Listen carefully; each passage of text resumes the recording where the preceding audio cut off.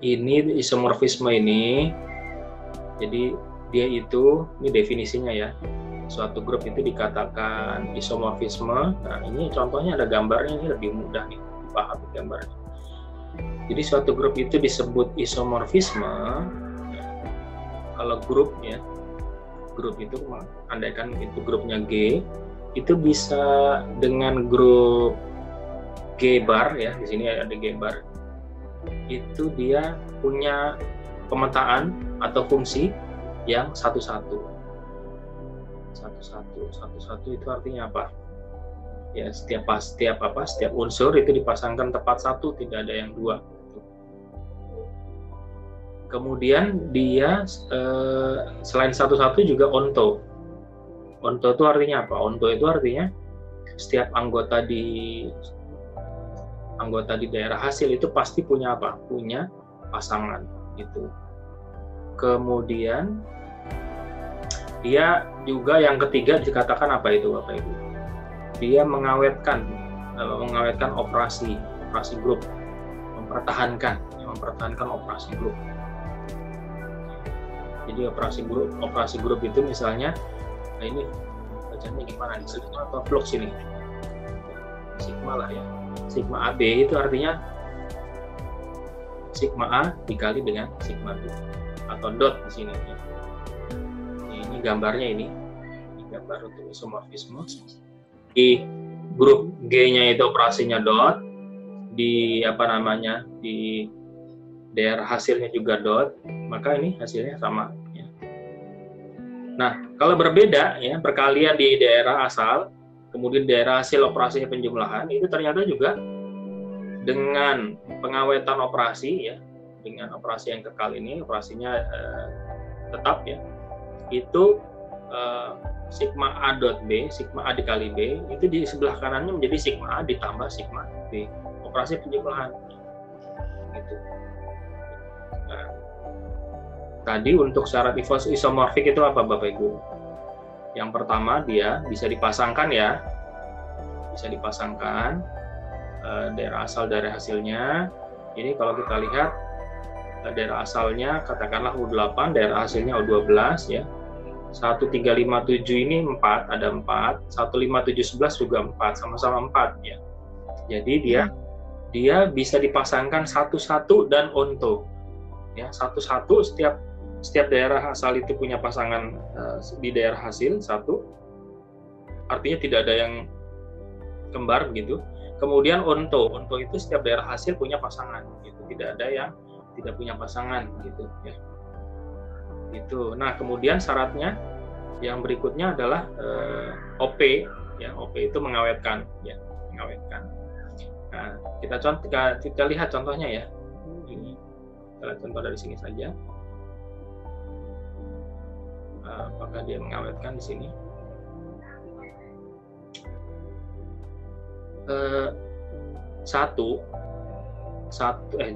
Tiga aja. Kalau di sini identitasnya apa nih? 1 ya? U8 identitasnya 1 ya. Kemudian U12 ya. U12 juga identitasnya juga sama 1. Oke. Kita kalikan sekarang 3 kali 5 aja di sini. 3 dikali 5 hasilnya apa di sini? 7. 3 kali 5 7. Yang di sini 5 kali 7 hasilnya 11 begitu ya. 5 kali 7 11. Nah, dipasangkan satu-satu itu misalnya begini. 1 dengan 1, 3 dengan 5, 5 dengan 7, 7 dengan 11. Angkanya beda-beda tapi dia dipasangkan satu-satu ya. 1 dengan 1, 3 dengan 5, 5 dengan 7, 7 dengan 11. Ini kita pasangkan. Nah, kemudian sekarang apakah dia mengawetkan operasi? Ya. 1 ke 1, 3 ke 5, 5 ke 7, 7 ke 11. Nah, misalnya 3 dikali 5. Ya. 3 dikali 5 di sini. 3 dikali 5 di sini. 3 dikali 5 hasilnya 7 ya. 3 dikali 5 hasilnya 7. Apakah 7 di sini sama dengan 11 di sini nanti? Ya. Karena 7 itu pasangannya 11 kan? Iya. Saya ulang. kita ambil dua bilangan ya. 3 dengan 5 dioperasikan di kiri. Di sini ternyata 3 dengan 5 kalau dioperasikan 3 dengan 5 itu hasilnya 7. Ya, ini 3 dengan 5 juga hasilnya 7. Ini 7. Nah, tadi kita sudah masangkan 7 itu pasangannya adalah 11. Nanti kita akan cek apakah hasilnya sama dengan 11. Di mana 3 dikali 5 hasilnya 7 ya. 3 kali 5 hasilnya 7. Nah, 3 tadi kita pasangkan dengan 5 di sini, 5 ini dengan 7 di sini, 7 di sini dengan 11. Apakah 5 dengan 7 itu jadi 11? 5 kali 7 apakah sama dengan 11? Betul? Iya. Betul. Berarti dia mengawetkan operasi. Ya. Operasi. Jadi ketika 3 di sini, itu dioperasikan ke sini jadi 5, kemudian 5 dipasangkan ke sini jadi 7, ketika 3 dikali 5 menjadi 7, ternyata 5 dikali 7 hasilnya juga 11. Itu ya. Jadi sama. Ya. Kelihatan gambarnya di yang ini, ya, U12. Kalau ini transformasi dari U12. Ya. Transformasi dari U12. Jadi, transformasi ini bentuknya kalau T1, ya, berarti 1, ya, ini identitas ya, T1 identitas. 1 ke 1, karena dikali 1, 5 kali 1, 5, 7 kali 1, 7, 11 kali 1, 11, gitu ya. Nah, sekarang T5, ya, transformasi oleh 5. 1 kali 5, 5. 5 kali 5, 25. 25 itu kalau di modulo 12 itu sama dengan 1. 5 kali 7 itu 55. 55 itu kalau di modulo 12, 55. 35. Berapa? 35. Oh, ini 35 ya, 35. Ini 35. 35 itu kalau di modulo 12 berarti dikurangi 24, sisanya 11. Kemudian 5 kali 11, 55. 55 itu kalau di modulo 12 berarti dikurang 48. 55 kurang 48, sisanya 7. Gitu. Dan seterusnya. Ini T1, T5, T7, T11. Ini adalah transformasi ya, transformasi dari 12. Nah, ternyata U12 itu sendiri dengan transformasinya ternyata isomorfik, ini bisa dipasangkan ternyata begitu. Automorfisme dari suatu grup adalah di sini adalah isomorfisme grup itu terhadap dirinya sendiri. Jadi automorfisme itu adalah isomorfisme suatu grup terhadap dirinya sendiri. Ya. Inner automorphism yang diinduksi atau dipengaruhi oleh A. Ya. Oleh A. Ini cara menggambarkannya, cara menuliskannya adalah begini. Saya bacanya apa ya? Flux atau sigma ini? Ya, flux A begitu ya. Flux A. Nah, ini dicontohkan misalnya Bapak Ibu mungkin masih ingat dengan D4. D4 itu dihedral 4 ya, dihedral 4. Itu anggotanya adalah ada 8, yaitu 4 rotasi dan 4 simetri lipat gitu ya. 4 rotasi dan 4 simetri lipat. R0, R90, R180, R270, horizontal, vertikal, diagonal 1, diagonal 2 gitu. Nah, ini ada tanda apa namanya? Tanda namanya inner automorphism oleh R90. Artinya apa? Artinya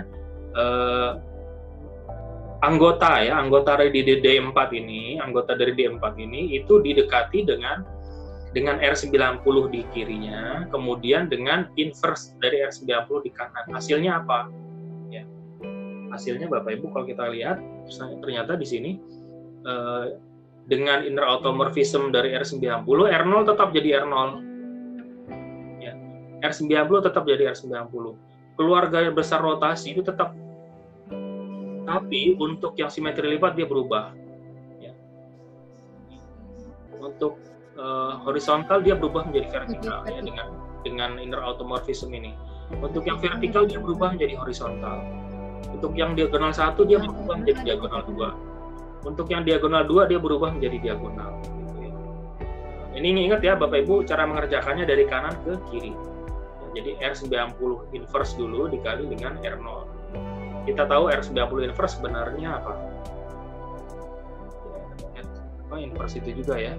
Terus nanti dengan R90. Alpha. Alpha ini apa Bapak Ibu? alfa ini fungsinya ya. Alfa ini fungsinya. Ini ada contohnya, ada keterangannya di sini.